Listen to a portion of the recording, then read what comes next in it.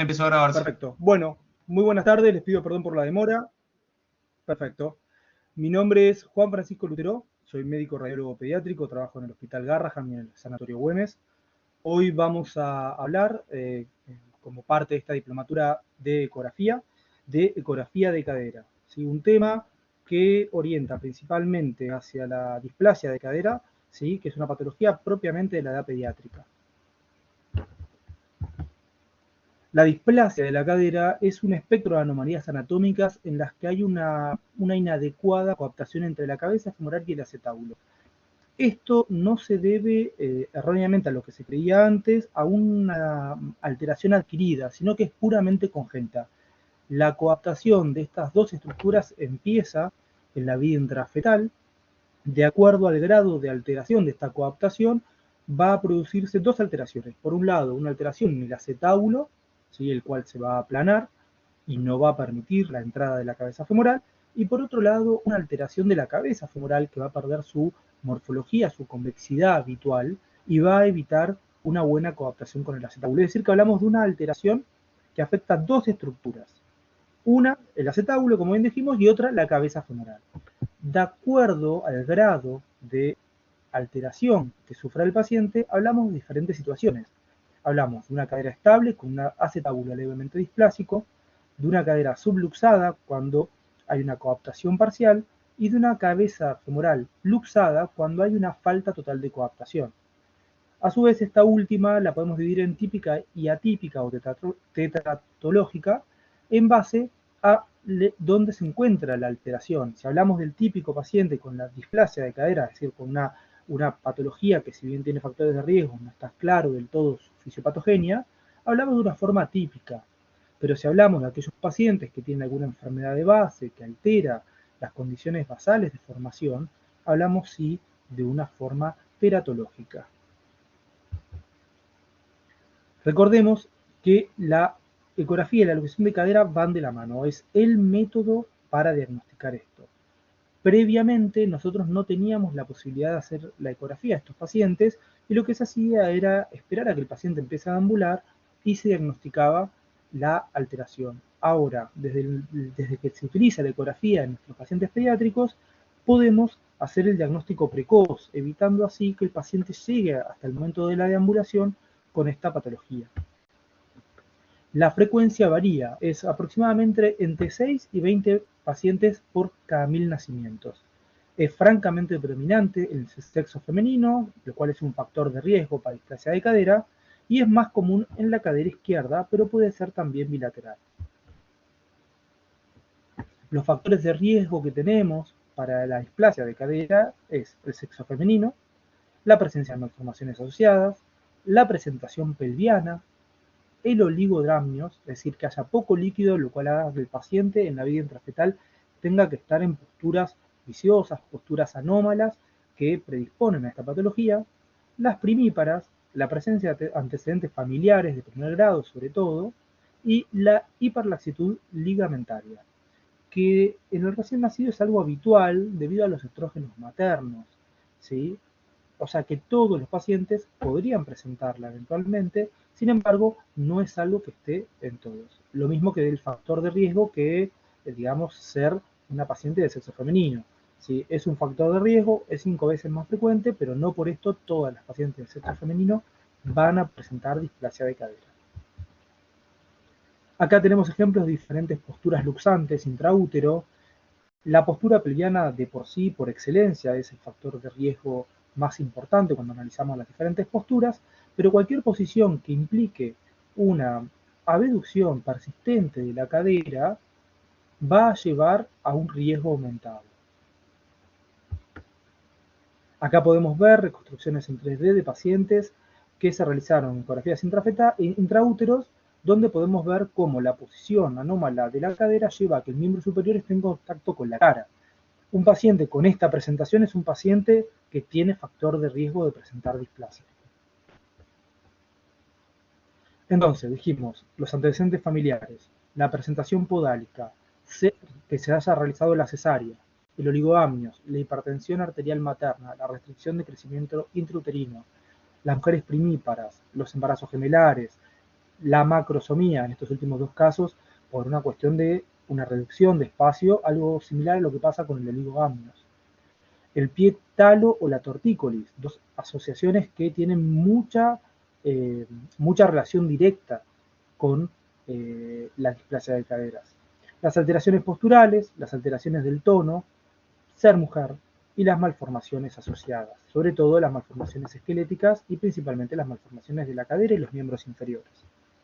La presencia de dos signos multiplica por 4 el riesgo de presentar displasia de cadera. Y es por esto que simplemente ser de sexo femenino y haber presentado una presentación en podálica en una mujer primípara, algo que puede ser bastante frecuente, es suficiente como para que este paciente sea un paciente de riesgo para displasia de cadera.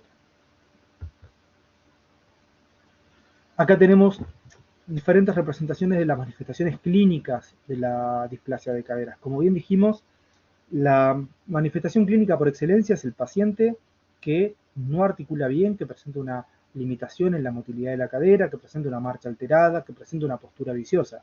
Sin embargo, esto es poco evidente al nacimiento.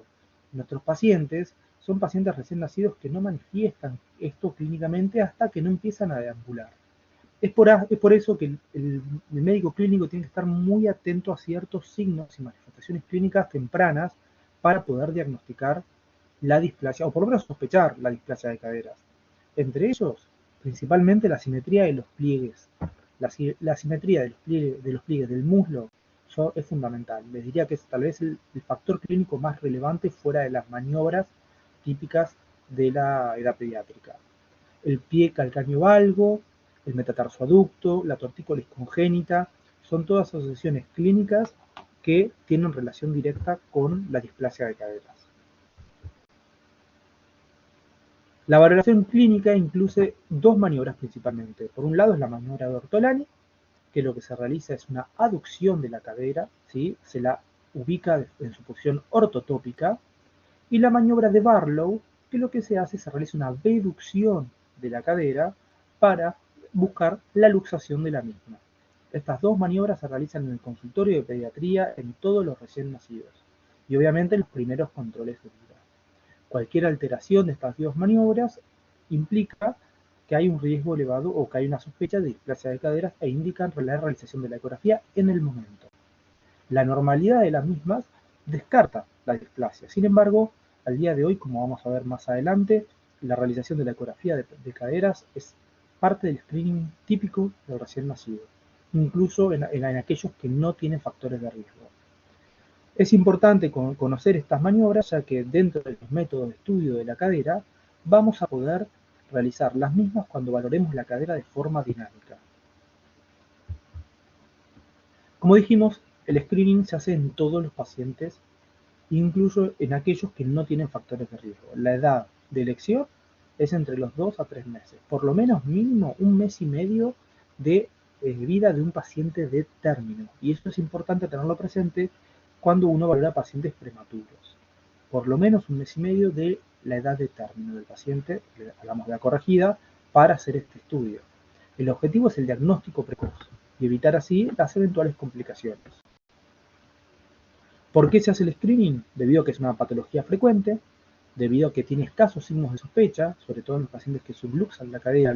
Los que presentan tal vez una luxación completa son más evidentes, pero la subluxación puede pasar inadvertida clínicamente. Y porque lamentablemente hay fallas en la detección de la luxación congénita de cadera.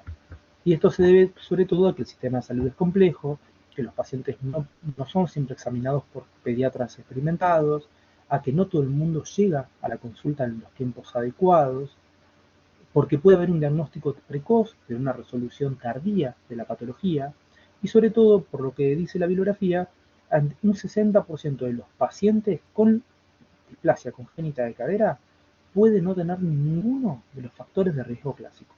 Es decir, que a pesar de que tenemos un montón de entidades que asocian directamente a la displasia de caderas, un 60%, más de la mitad, no tienen ningún factor de riesgo y presentan la patología. Entonces, la valoración por imágenes va a incluir dos tipos de estudios: la ecografía de caderas, del cual vamos a hablar primero, y la radiografía de caderas. Antes, uno realizaba únicamente la radiografía. Sin embargo, digamos, con la utilización de la ecografía para valorar la displasia de caderas, nos permite realizar un método que es inocuo, no radiante, que no produce ningún riesgo sobre el paciente y que permite valorar la cadera de forma directa. Es por esto que la ecografía ha ganado territorio, sobre todo en los primeros meses de vida, relegando la radiografía de cadera a aquellos pacientes que ya presentan osificación completa de la cabeza femoral, por lo cual es imposible valorarlos por ecografía. Esto ocurre aproximadamente entre los 5 y 6 meses de vida. Es decir, que si viene un paciente de un año con sospecha de displasia de cadera, la ecografía no va a ser útil para el diagnóstico, tenemos que apelar a la valoración radiológica. Entonces, dijimos que a los pacientes con riesgo y a los pacientes con un examen físico anormal, ya sea porque tienen las maniobras de Barlow ortolani patológicas o porque tiene alteración o asimetría en los pliegues o porque tiene una tortícolis congénita, hay que hacerle la ecografía en el momento. Es decir, por más que lleve un día de vida, siempre y cuando el paciente sea determinado. Si fuera un paciente prematuro, se puede realizar la ecografía teniendo presente que las alteraciones estructurales que vamos a encontrar en la misma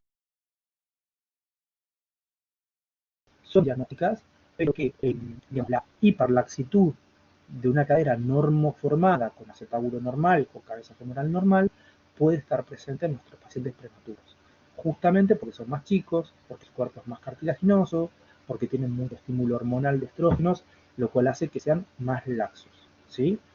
Ahora, a los pacientes que no presenten factor de riesgo y que tengan un examen físico normal, la ecografía se les realiza, dijimos, después del mes y medio de vida, idealmente entre el segundo y tercer mes de vida.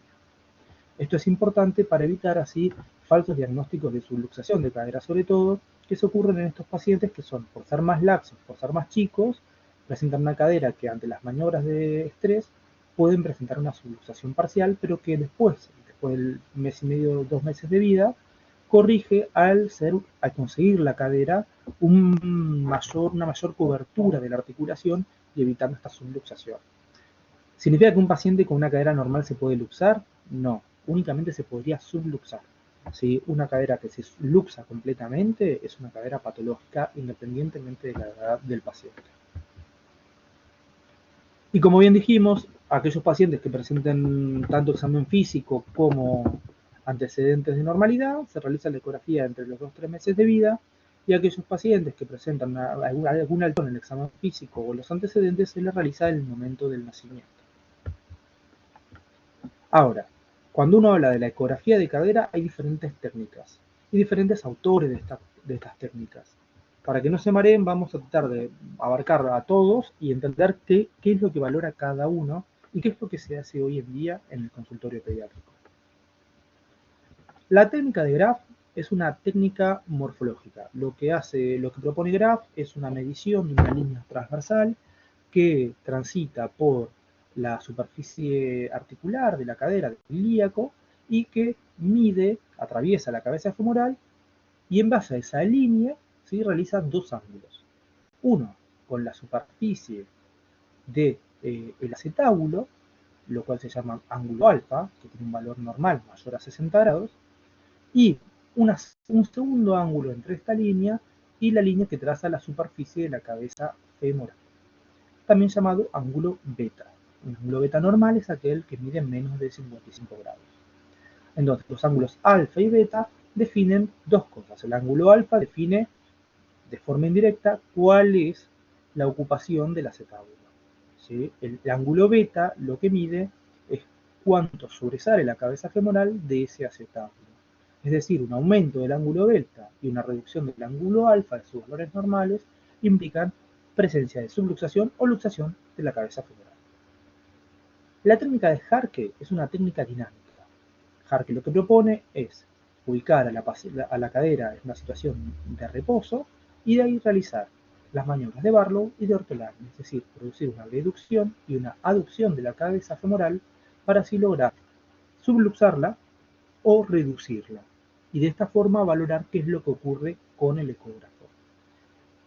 Harke, con esta técnica, revoluciona la situación, porque no solamente nos habla de una cabeza en una situación de reposo o una situación fija, sino que a su vez va por más y propone forzar la luxación de la cabeza femoral para ver cuál es la respuesta de la cadera en sí. Morin Harke usa la técnica de Harke y va un poco más. Lo que él propone es medir cuál es la superficie, digamos, no la superficie, el porcentaje de cobertura de la cabeza femoral. Se propone trazar dos líneas, una que va desde el fondo del acetábulo hasta la superficie del ilíaco y una segunda línea que cubre toda la cabeza femoral. Y la relación entre estas dos debería dar un porcentaje mayor del 60%, lo cual dice que la cabeza está normalmente cubierta por el acetábulo. Cualquier valor menor al 60% sería patológico. Couture lo plantea de otra forma. Él lo que dice es, si yo mido desde el fondo del acetábulo hasta la superficie, hasta digamos la región más superficial del pubis, tengo el cartílago trirradiado. Si es el aumento del espesor del cartílago trirradiado, ¿sí? Se debería a que la cabeza está desplazada, entonces eso se debe a que hay algún tejido interpuesto entre la cabeza y la superficie o la profundidad, en verdad, del acetábulo. Es decir, busca un método indirecto, ¿sí? Que es la ocupación del espacio o del fondo acetabular, para valorar la presencia o no de desplazamiento de la cabeza femoral. Todas estas situaciones se contemplan durante la valoración del paciente. Si bien son diferentes técnicas, uno no deja de utilizar todas. Hace un estudio estático donde valora la morfología acetabular, la morfología de la cabeza femoral, el grado de cobertura de la cabeza femoral, eventualmente los ángulos alfa y beta, si tiene dudas diagnósticas, o incluso de forma dinámica con las maniobras de Barlow y de Ortolani, la estabilidad dinámica de la cadera. Es decir, que todas estas técnicas se pueden usar de forma simultánea, ¿sí? La realidad es que la elección de la técnica depende mucho del operador. Algunos prefieren la técnica de Graf, porque es una técnica más objetiva, digamos, con medición de ángulo alfa, con medición de ángulo beta. Otros prefieren la técnica de Harke-Morin, que también les permite ver cuál es el grado de cobertura. Y hay un pequeño porcentaje que intentamos hacer todo. Tratamos de que la valoración de la cadera sea completa, para que no quede dudas, usando una técnica objetiva, ¿sí? Como la predicción de los ángulos, y por otro lado, una técnica subjetiva pero dinámica que permite ver el comportamiento de esta cadera. Es decir, no quedarnos solamente con el grado de cobertura o el grado de, digamos, de salida de la cabeza femoral, sino también ver cómo responde ante las maniobras. Lo ideal es que uno pueda realizar estas dos técnicas, ¿sí? Y tratar de valorar a la cabeza femoral y el acetábulo tanto morfológicamente como dinámicamente. Estos son los cortes normales de la ecografía de caderas. Vamos a tener un corte coronal donde vamos a poder observar el ilíaco, el acetábulo y la cabeza femoral, en este caso normoubicada.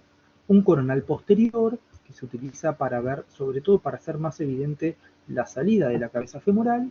Y un corte transversal que nos permite ver la longitud femoral, la cabeza femoral y la relación también con el pubis.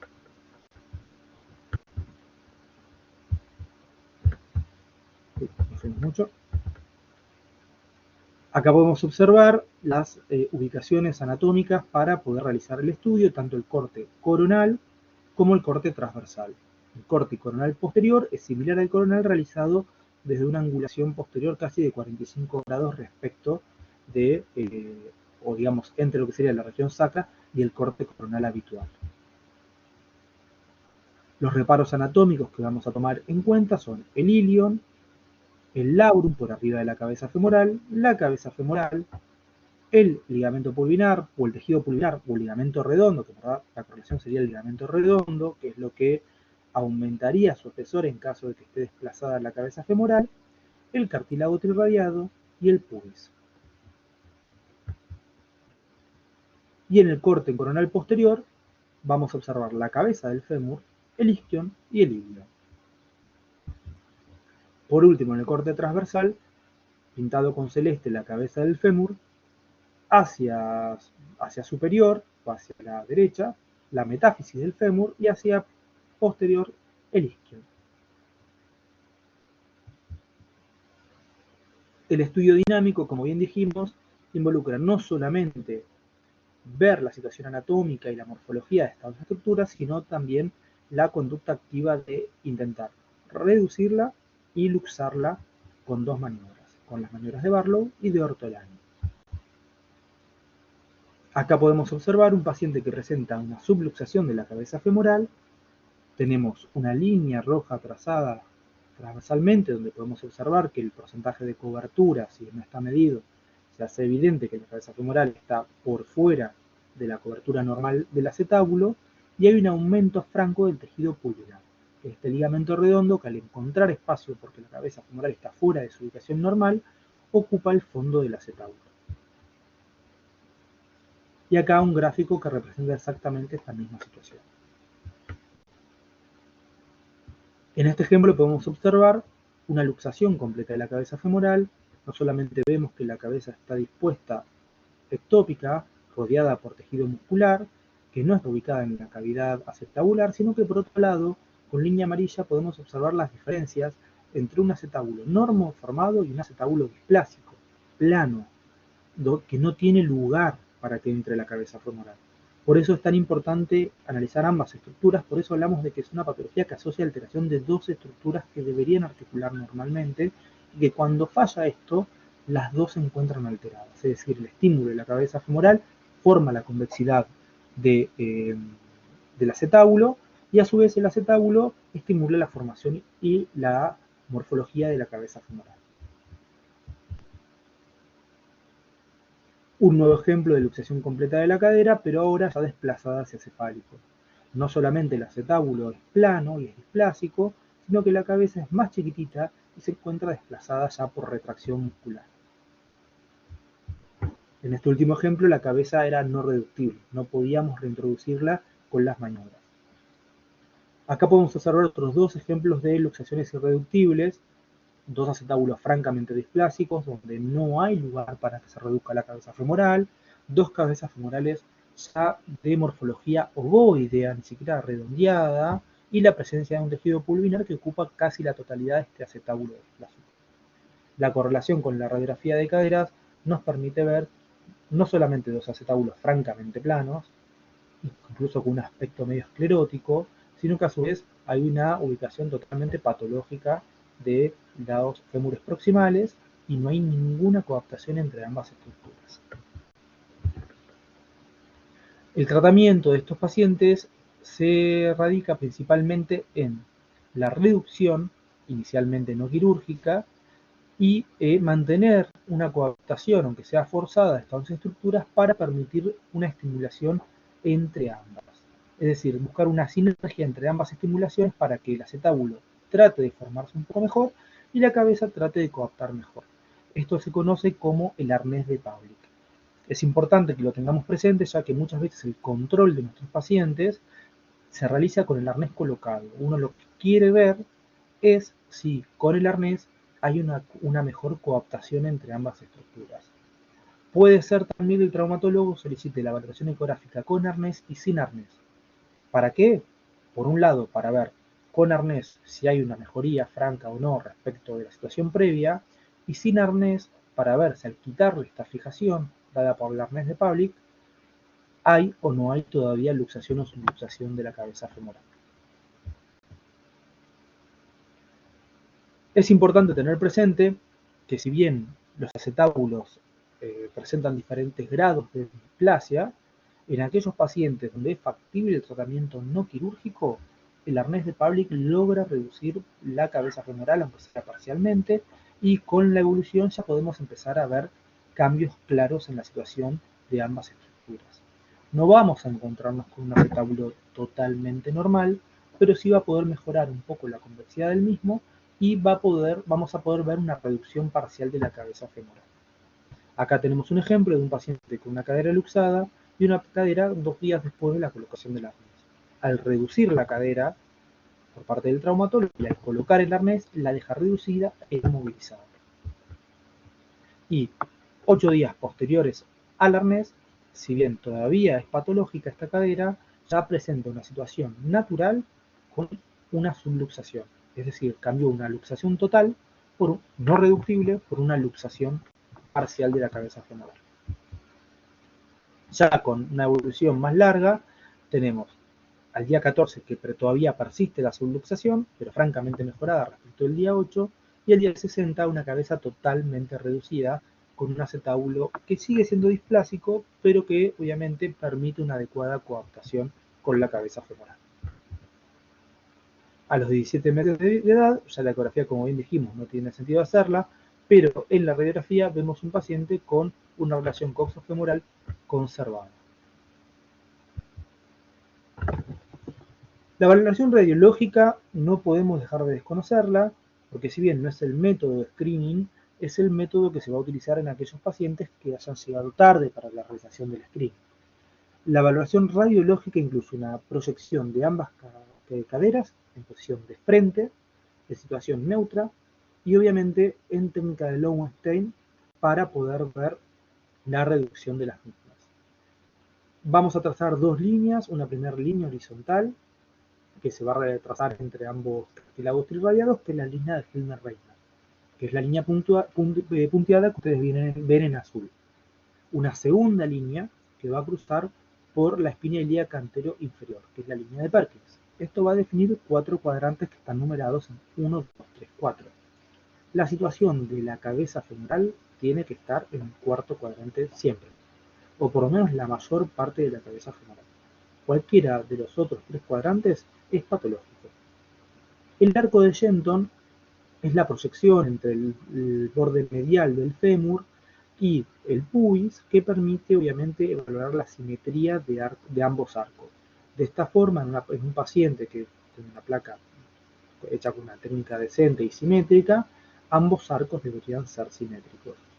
Sin embargo, hay que recordar que, sobre todo en aquellos lugares que no son pediátricos, las proyecciones de cadera suelen estar rotadas. Entonces, por eso es importante una muy buena técnica para valorar adecuadamente la cadera. No solamente por estos arcos de Shenton, sino por la valoración del índice acetabular. El índice acetabular va a ser el ángulo formado entre la línea de Filmer-Reitner y la línea que cruza a través del acetábulo. Estas dos líneas forman un ángulo que tiene que ser menor siempre a 30 grados al nacimiento y que se va a ir reduciendo aproximadamente 1 grado durante los primeros 6 meses de vida, 0,5 grados durante los segundos 6 meses de vida, teniendo más o menos un ángulo al año de vida de aproximadamente 20 a 22 grados, no más de eso. ¿Qué es importante que tengamos presente siempre? Que cualquier ángulo acetabular mayor a 40 es siempre patológico. No hay discusión de que ese ángulo es patológico. Un ángulo entre 20 y 30 puede ser normal o patológico de acuerdo a la edad del paciente. Y un ángulo menor a 20 va a tender a ser siempre normal, salvo en los pacientes adultos que presentan un ángulo entre 10 y 12 grados. Es importante por eso saber no solamente la edad del paciente, sino obviamente ver cuál es la relación con los estudios anteriores, para ver el caso de pacientes que hayan tenido una displasia, a ver si ha habido una mejoría o no respecto a su situación previa. Como conclusiones, recordemos la valoración clínica, el examen físico adecuado, la valoración de los antecedentes, la situación prenatal, todas son fundamentales para definir cuándo realizar la ecografía de caderas. Es por eso que se necesita el trabajo de forma conjunta entre neonatólogos, pediatras, ortopedistas e imagenólogos, tanto para el diagnóstico precoz como para la resolución temprana de esta patología. La valoración ecográfica es fundamental dentro de los primeros meses de vida.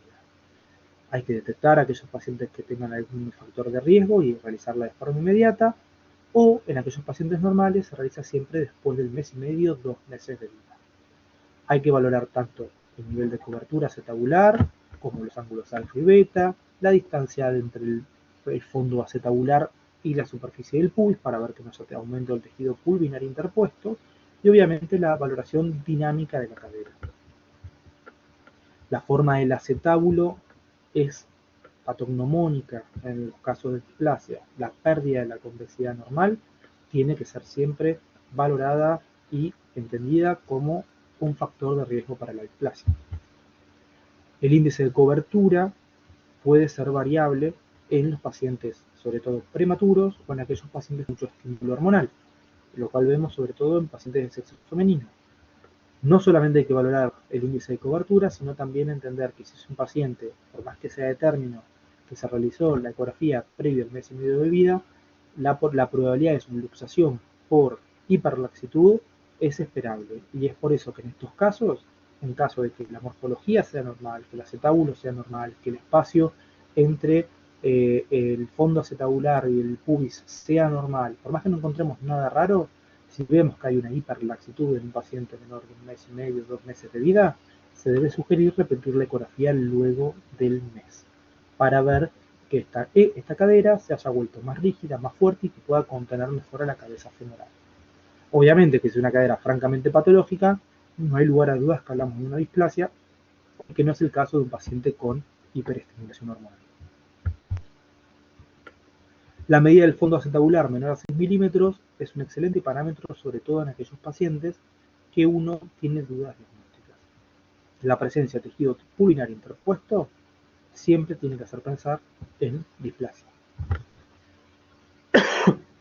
Y los dejo con esta frase del doctor Couture, que él dice que en un exceso de entusiasmo puede afirmar que se puede confirmar mediante la ecografía la normalidad de una cadera.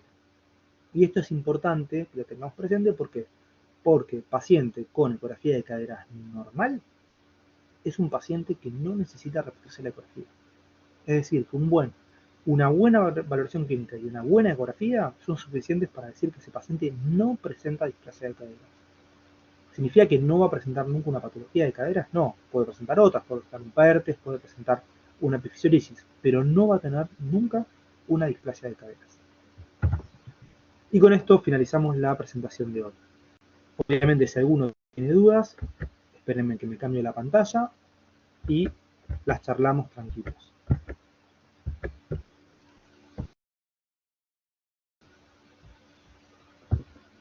Voy a revisar el chat a ver si hay alguna duda.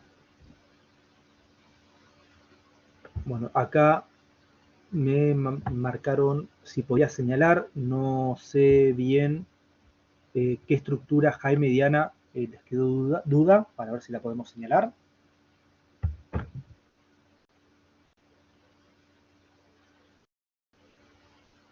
Hola, ¿están presentes?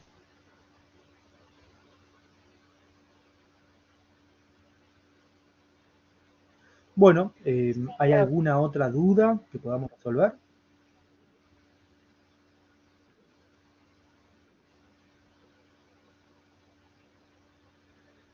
Si quieren pueden hablar directamente por el micrófono o pueden escribir por el chat, lo que ustedes prefieran.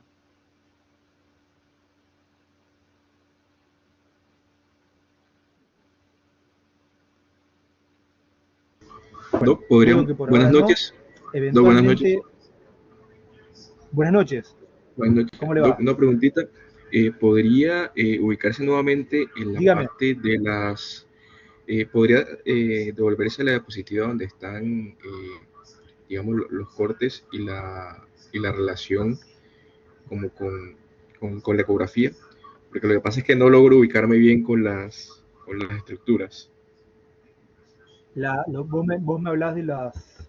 Sí, la diapositiva donde la primera donde aparecían marcadas como con colores.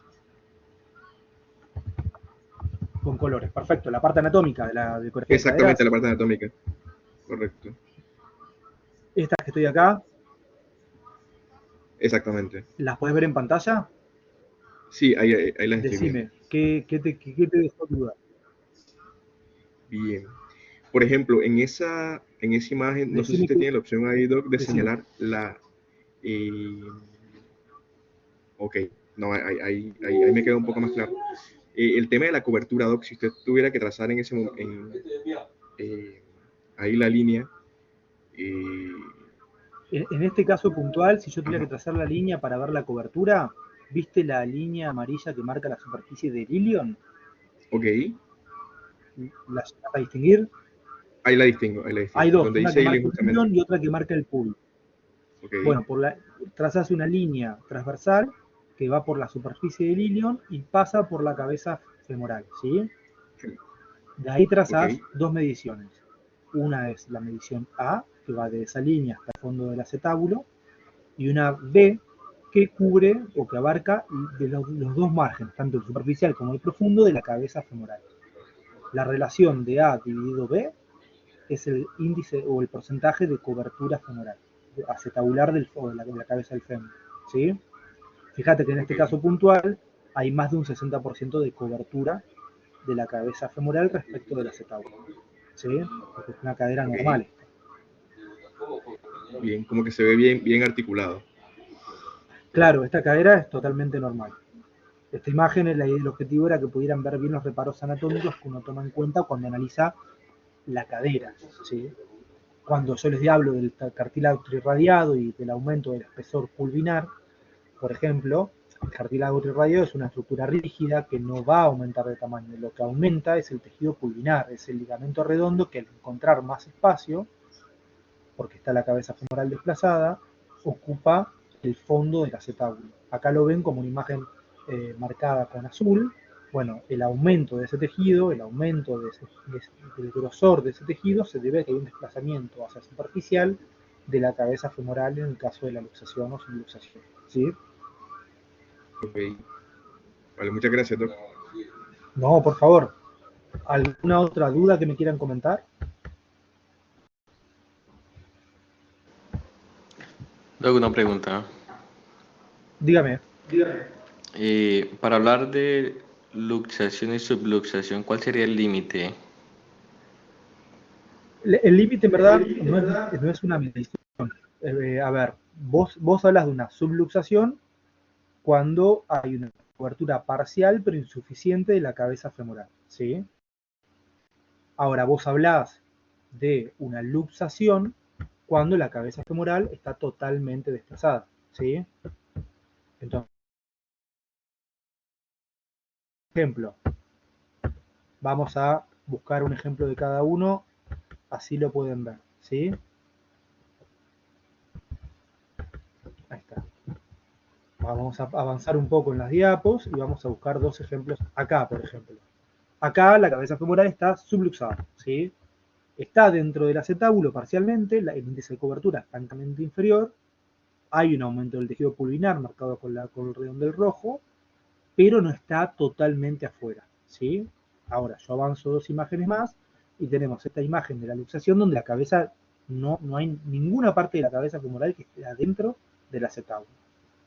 Cuando sucede esto hablamos de luxación, ¿sí? Luxación es la pérdida total de la coaptación entre ambas estructuras, ¿sí? Ok, Doc, gracias. ¿Alguna otra duda? No, por favor. Eventualmente tienen ahí al principio de la presentación mi email, revean obviamente la charla, pues, obviamente escúchenla de vuelta y si tienen cualquier duda, no hay ningún problema, me escriben directamente al email y le tratamos de resolver. Acá es importante que ustedes puedan entender este tipo de ecografía, que es algo muy pediátrico, muy del ámbito pediátrico, pero que es algo fundamental, porque se hace en todos los pacientes, ¿sí?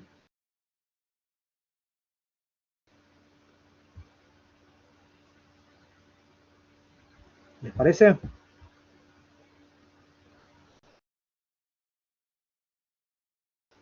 Bueno,